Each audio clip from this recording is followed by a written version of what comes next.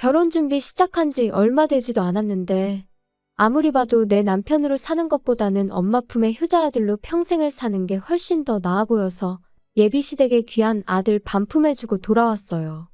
저런 사람이 내 시어머니가 된다는 생각만 하면 소름이 다 돋을 정도였는데 중간 역할은커녕 엄마 말에 거역 못하고 엄마 말만 철썩 믿고 따르는 남자친구 보니 결정을 내리는 게 어렵지는 않았습니다. 몇 년을 연애했고 눈에 콩깍지가 끼어있다 해도 제가 스스로 제 발을 시월드 구렁텅이에 빠뜨릴 정도로 무지렁이는 아니었거든요. 어설프게 조율하는 것보단 빠른 파혼이 맞다 싶어 이렇게 큰 결단을 내렸습니다. 저희가 상견례할 당시만 해도 아무런 문제가 없었어요. 오히려 예비 시어머니가 먼저 허례허식은 생략하자고 예물 예당 같은 거 하지 말고 애들한테 한 푼이라도 보탬되는 걸 해주자고 먼저 제안을 했었거든요. 저희 집에서도 당연히 찬성을 했고 결혼도 반반 결혼 생각하고 있으니 얼마를 도와주시던 간에 똑같이 맞추겠다고 제안을 하셨는데 예비 시어머니가 먼저 집은 원래 남자가 해오는 거 아니겠냐며 그냥 혼수만 준비해 오면 된다고 나왔습니다. 옛날이야 그랬지만 요즘 누가 남자가 집 해오고 여자가 혼수해가고 하면서 결혼을 하냐고.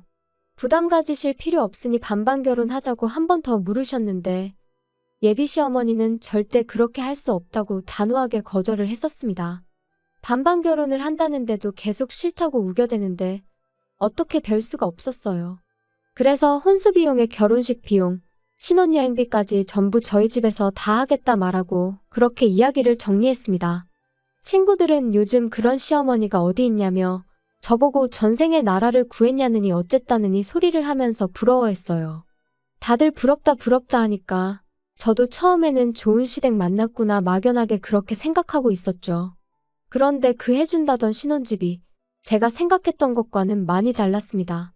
집을 해준다니까 뭐 강남에 몇십억 하는 아파트를 들어가야겠다 그런 욕심을 부렸던 건 절대 아니었어요. 다만 신혼집의 위치라든지 그런 것들에 있어서 당연히 그 집에서 살아갈 저희에게 선택권이 있는 건 줄 알았거든요. 그런데 그런 게 아니었어요. 집은 이미 상견례, 아니 저랑 남자친구 결혼 이야기 처음 오가기 시작했을 때부터 구해져 있던 거나 마찬가지인 상황이었죠. 집을 해준다고 했지만 애초에 매매로 집을 해주는 게 아니었습니다. 전세로 들어가는 거였고 집주인은 다른 사람이 아닌 예비 시어머니의 친언니, 그러니까 예비 시이모님이었습니다. 남자친구네 이모가 누군가에게 전세를 주고 있던 집이었는데 그쪽 지역이 재개발 호재가 생기면서 전세 가격이 많이 올랐다고 하더라고요. 그런데 그 집에 먼저 살고 계시던 분이 오를 만큼 오른 전세금을 감당하지 못해 재계약을 못하고 나가게 되었는데 예비 시이모라는 그분이 욕심을 부렸는지 그 사람이 나간 뒤로 계속 빈집으로 놀리고 있었다고 하더라고요. 그런데 마침 저희 결혼 이야기가 오가기 시작했던 거고 예비 시어머니가 그 집에 전세를 얻어 저희 신혼집을 해주겠다는 소리였던 거예요. 애초에 반반 결혼이 성립이 안 되었던 건 전세금을 예비 시어머니가 해주는 거긴 하지만 결과적으로는 돌려받아갈 돈이니 저희한테 땡전 한 푼 안 도와주는 거나 마찬가지였던 거죠. 그래도 집을 싸게 얻는 게 어디냐 하고 집 구경을 갔는데 집의 상태가 아주 처참했습니다. 집이 좋아서 살기 좋은 동네라서 집값이 오른 게 아니고 그냥 동네가 싸그리 환골탈퇴한다는 재개발 호재 때문에 집값이 올랐던 그저 썩어빠진 오래된 아파트였었어요. 제 생각엔 재개발까지 본인들은 살기 싫고 당장 재개발은 소식만 있을 뿐 언제인지 감도 못 잡겠고 그런데 집을 빈집으로 놀리자니 아까운 와중에 때마침 저희가 결혼한다고 하니 그 집에 세를 얻어준 걸로밖에 받아들여지지가 않았습니다. 크기도 끼케야 14평 정도 돼 보이고 얼마나 오래된 아파트인지 엘리베이터도 없는 그런 아파트였어요. 단 한 가지 마음에 들었던 건 회사 출퇴근하는 버스가 집 앞으로 다닌다는 사실이었죠. 출근하는 것만큼은 편하겠더라고요. 그래도 당장 큰돈 아끼는 게 어디냐. 집에 들어가는 돈 신경 안 쓰고 살아도 되게 된 만큼 열심히 모아서 좋은 집으로 이사 나가자 그런 생각이었죠. 저희 부모님이 저희 신혼집이라고 사진 찍어 놓은 거 몇 개 보여드렸더니 완전 사기당한 기분이라고 하시더라고요. 반반하자는데 한사코 거절했던 게 저런 꿍꿍이가 있었던 거였냐고요. 그때만 해도 저는 저희 부모님을 설득했어요. 좋은 점만 보자고요. 집도 오래되고 평수도 작으니까 혼수도 대충 가성비 제품으로 채워놓고 이사 갈 때 새로 구하면 되는 거 아니겠냐고요. 어쨌든 덕분에 한동안 내야 할 대출이자 아꼈다고 치면 반반 결혼하는 거나 마찬가지 아니겠냐고 그렇게 부모님을 설득했어요. 그런데 하루는 남자친구가 저한테 종이 한 장을 건네주더라고요. 이게 뭐냐고 물었더니 남자친구도 자기도 자세히 안 봐서 잘 모르겠는데 엄마가 혼수리스트라고 적어준 거라고 하더군요. 남자친구 보내고 나서 집에 돌아와 그때가 돼서야 적어준 혼수리스트를 체크해봤습니다. 그런데 적혀있는 혼수리스트가 아주 가관이더군요. 일단 브랜드가 전부 국내 굴지의 대기업 제품들밖에 없었어요.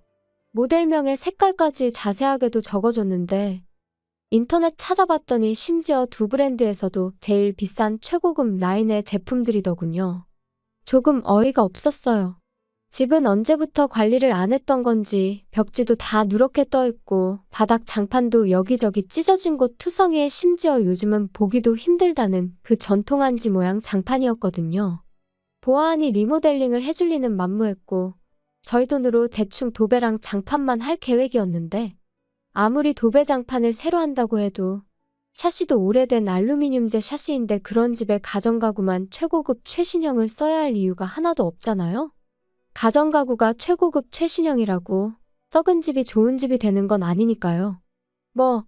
어차피 열심히 모아서 이사갈 계획이 있긴 했지만 그때 가서 좋은 가전 좋은 가구 맞춰서 놓고 싶지 미리 사둔다고 생각하는 건 방법 축에도 들지 못했죠. 그때 가면 또 그때 돼서 최신형 최고급 제품이 따로 있을 텐데 미리부터 사서 썩은 집에 가전가구 모셔두는 게 무슨 의미가 있었겠나요? 끝까지 읽어보니 별게 다 들어가 있더라고요. 하도 오래된 구축이라 방음은 잘 되게 하겠다만 14평 집에 75인치짜리 TV는 왜 필요하고 홈시어터랑 안마의자는 또 왜 필요한지 싶었습니다. 애초에 저희가 TV를 그렇게 챙겨보는 스타일도 아니고 안마의자도 있으면야 편하긴 하겠지만 솔직히 저희 나이에 안마의자가 벌써부터 필요한가 싶기도 하고 거실이라고 저희 둘 바닥에 누우면 꽉 차는 느낌인데 거기에 그런 초대형 TV에 음향 시스템까지 갖춰놓고 안마의자까지 놓는 생각을 하니 들어는 갈란지 발 디딜 틈이라도 있을런지 감도 안 잡히더군요. 방이 2개이긴 했는데 워낙에 좁은 평수였다 보니 거실이 더 좁아지는 구조였거든요. 애초에 그 커다란 TV가 아파트 중앙현관을 지나서 저희 집에 들어가기나 할까 싶더라고요. 아무리 봐도 이해가 안 돼서 일단 남자친구한테 먼저 전화를 했죠. 어머님이 적어준 혼수리스트 봤냐고 물었더니 엄마가 적어준 거고 자기는 안 봤다고 대답하더라고요. 그래서 제가 사진 찍어서 보내줄 테니 한번 봐보라고 했습니다. 그런데 남자친구는 우리 엄마가 적어서 보내준 건데 어련히 알아서 잘하지 않았겠냐며 피곤하다고 그냥 전화를 끊어버리더라고요. 지네 엄마가 결혼하는 것도 아니고 지가 결혼하는 건데 어떻게 저렇게 무관심할 수가 있나 싶었고 어이가 없었죠. 하지만 차라리 이게 낫겠다 싶었어요. 괜히 중간에 남자친구 껴서 예비 시어머니랑 의견 조율하는 것보다 제가 직접 전화해서 이야기하는 게 훨씬 좋겠다 싶었으니 말이죠. 그때가 이미 저녁 늦은 시간이었어서 생각난 김에 바로 전화하고 싶었지만 매너가 아닌 것 같아 다음 날까지 기다렸다 회사 점심시간 활용해서 예비 시어머니한테 전화를 걸었습니다. 그런데 전화는 안 받고 톡으로 왜 전화했냐는 답장이 오더라고요. 예비 시어머니가 전화 받기 조금 난감한 상황인가 싶어서 그냥 저도 기다릴 것 없이 톡으로 물어봤어요. 혼수 리스트 적어준 거 보니 이해가 안 되는 점이 많아서 연락드린다고요. 일단 그런 최신형 대형 가전가구를 넣기엔 집이 많이 좁은 편인 것 같다고요. 그런데 예비 시어머니는 요즘 혼수해오면 다들 기본적으로 그 정도는 해온다던데 그런 것도 모르냐며 오히려 역으로 저한테 물어보더라고요. 저는 그저 혼수는 집에 맞게 무리하지 않는 편에서 제가 알아서 정하고 싶다고 그래서 물어본 거라고 대답했는데 예비 시어머니는 얼마짜리 집을 해주는데 그까짓 혼수 얼마나 된다고 그것도 못 해오겠다고 이러느냐고 말하더군요. 제가 못 해가겠다고 하는 소리가 아니라 집에 안 어울려서 그러는 거라고 다시 설명을 했지만 남들 다 해가는 만큼만 적은 거니 앓는 소리 하지 말고 하나도 빠짐없이 다 하라고 하더라고요. 그 이후에는 톡을 보내도 읽고 무시하는 식이었어요. 곰곰이 생각해봐도 이건 아니다 싶더라고요. 솔직히 막말로 집도 말이 해준다는 거지. 남의 집 빌려다가 당분간 저희들 살게 해주는 거잖아요. 저희 사는 중에 만에 하나 재개발이 시작되면 뭐 분양권을 저희한테 넘겨줄 것도 아니고 그렇다고 저희 앞으로 그 돈을 주기로 한 것도 아닌데 사실상 돈거래는 예비 시어머니와 한가족인 예비 시이모님 두 분 사이에만 오간 거지. 제가 땡전 한 푼 받은 게 없는 거나 마찬가지였잖아요. 그런데 예비 시어머니 욕심에 집에 어울리지도 않는 혼수를 해오는 것도 말이 안 된다 싶어서 그냥 저도 제 뜻대로 밀어붙이기로 했습니다. 혹시나 또 집 해주는데 어쩌고 하면서 뭐라고 하면 제가 생각한 거 그대로 한마디 되갚아주려고요. 시어머니가 적어놓은 혼수 목록이 대충 계산만 해봐도 5천만 원이 훌쩍 넘었거든요. 제가 인터넷 뒤져가며 이것저것 찾아서 가성비 제품들로 구성해봤더니 그 코딱지만한 집 채우는데 500만 원이면 충분하겠더라고요.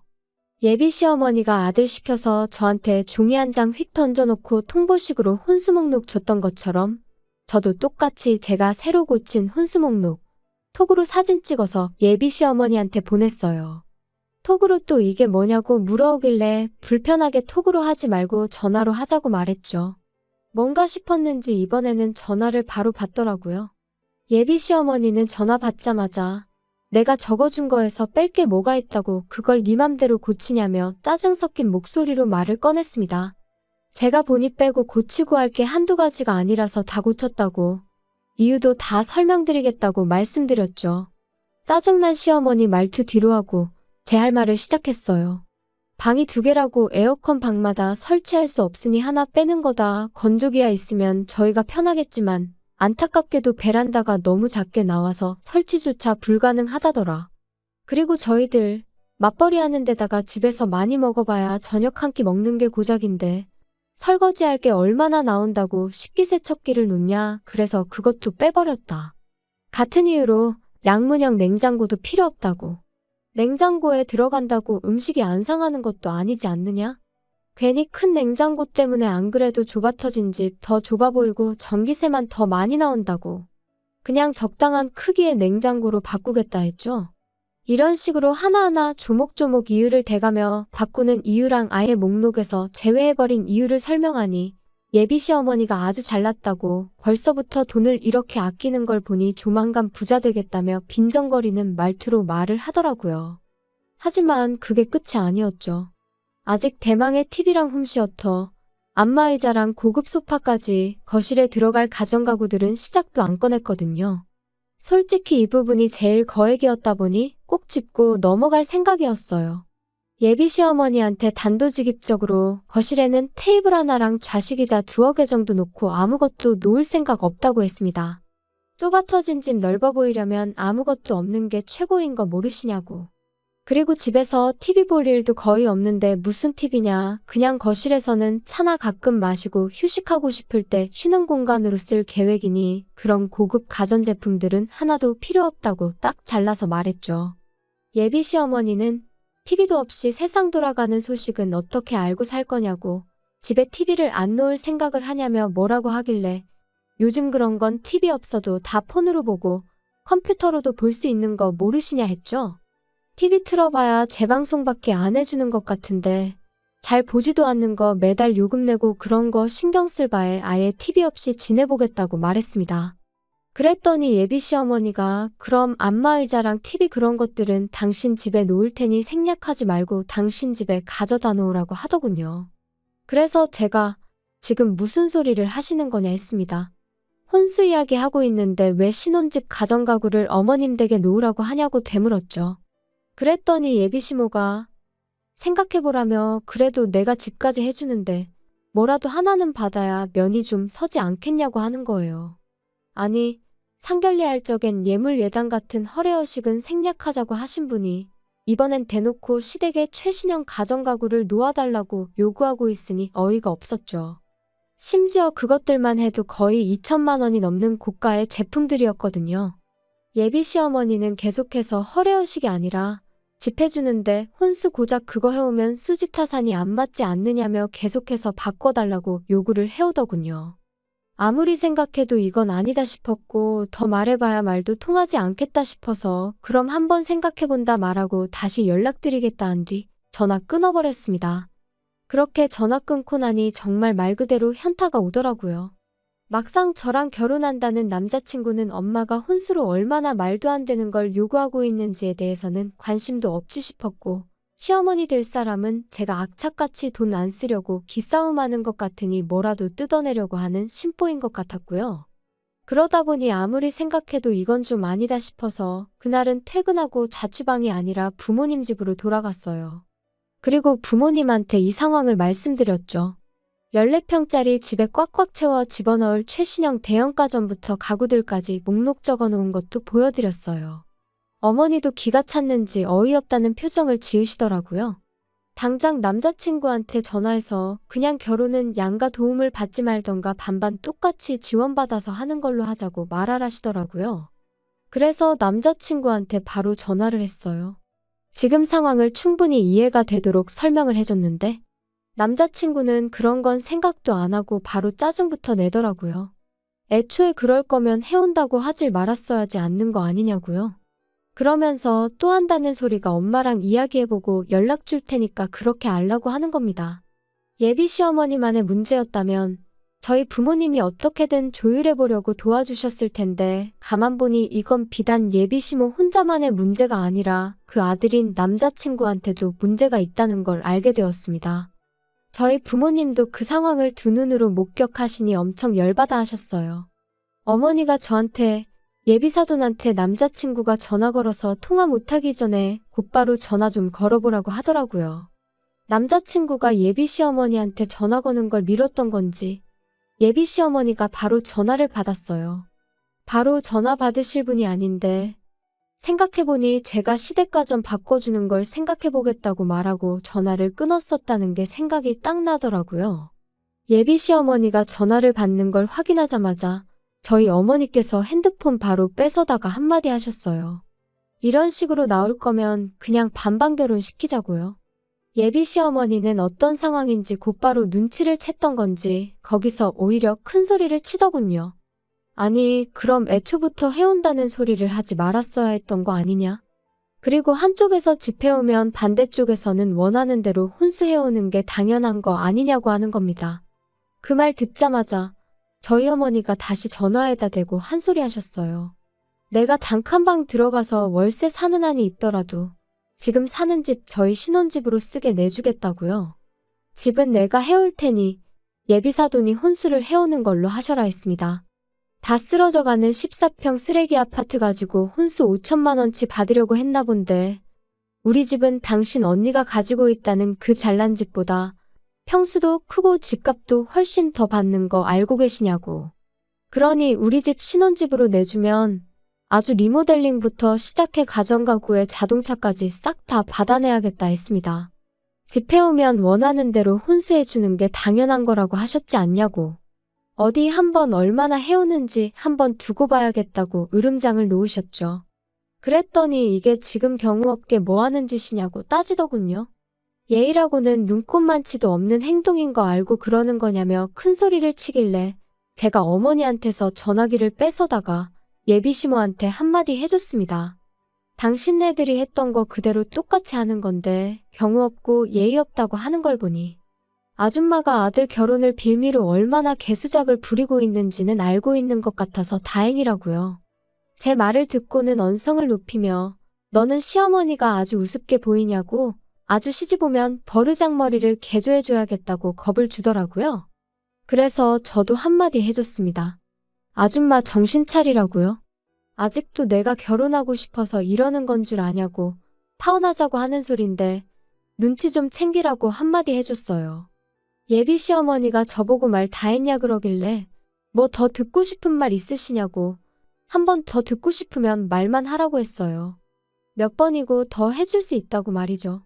그렇게 파혼하고 나니까 여태까지 결혼에 관심도 없어 보이고 엄마 말 거역하지 말라던 남자친구가 찾아와서는 한 번만 기회를 달라고 제 앞에 싹싹 빌더라고요. 그런데 그 모습이 전혀 신뢰가 가지 않았어요. 엄마한테 무슨 말이라도 듣고 찾아온 건 아닌가 싶더라니까요.